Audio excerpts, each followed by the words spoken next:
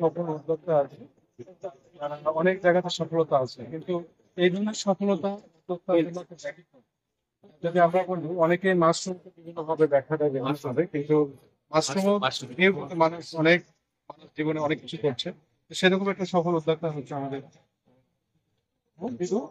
বিদু সরকার। উনি হচ্ছে খুবই একজন সফল উদ্যোক্তা, এবং সে শুধু এটা চাষ করছে শুধু তাই নয়, এটা দেখা যাচ্ছে এটাকে আরো প্রমোশন করার জন্য আজকে মেলাতে একটা সুন্দর একটা স্টল দিয়েছে, যেখানে শত শত মানুষ আসছে এবং এই বিষয়টা সম্পর্কে জানছে। তো আসলে আহ, এই মাশরুম এমন একটা জিনিস যেটা মানুষ এটা যদি ব্যবহার করে বা এটা যদি খায়, এটা অনেক উপকার। যদি এর উপকার বলে কিন্তু শেষ করা যাবে না।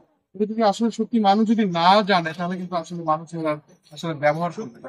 আমরা যদি এখানে সাইনবোর্ড বলতে আমরা লক্ষ্য করি, দেখেন কত রকমের আসলে এর ব্যবহার রয়েছে। যদি ঔষধি গুণের কথা বলি, অন্তত 20টা মতো ঔষধি গুণ আপনি পাবেন। তার মধ্যে একইভাবে যদি আপনারা যদি খাবার তৈরি করেন, খাবার তৈরির জন্য দেখা যাবে অনেকগুলো ধরনের খাবার তৈরি করা যায়, প্রায় 9 রকমের খাবার এখানে তৈরি করা যায়। এবং এখানে যদি বলা যায় যে মাশরুমের গুণাগুণ যদি চিন্তা করেন, এর গুণাগুণ বলে শেষ করা যাবে না। তা আসলে মানুষ কখন এটা চাষ করবে, যখন মানুষ বুঝতে পারবে যে এখান থেকে অনেক উপকার রয়েছে, হ্যাঁ, তখন মানুষ কিন্তু এটা চাষ করবে এবং এটা ব্যবহার করবে।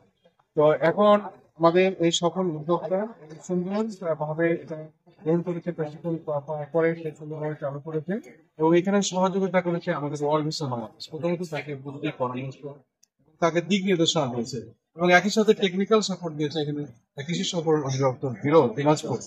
তো আসলে টেকনিক্যাল সাপোর্ট, এগ্রিকালচার সেক্টর থেকে দিয়েছে, এবং এনজিও ওয়ার্ল্ড ভিশন বাংলাদেশ ওনাকে সফলতার থেকে যথেষ্ট পেছন থেকে সহযোগিতা করেছে। অবশ্যই। তো আসলে আমরা আসুন সবাই মিলে এই ধরনের সফল উদ্যোক্তা হই, এবং আমরা আমরা এই সফল উদ্যোক্তা হই, এবং আমরা এই যে সবজি সবজি কৃষি সম্পর্ক অধিদপ্তর সহ বাংলাদেশে যে এই ধরনের আহ, এই মাশরুম চাষের যে গুরুত্ব রয়েছে সেটাকে আমরা টিকিয়ে রাখি। ধন্যবাদ সকলকে।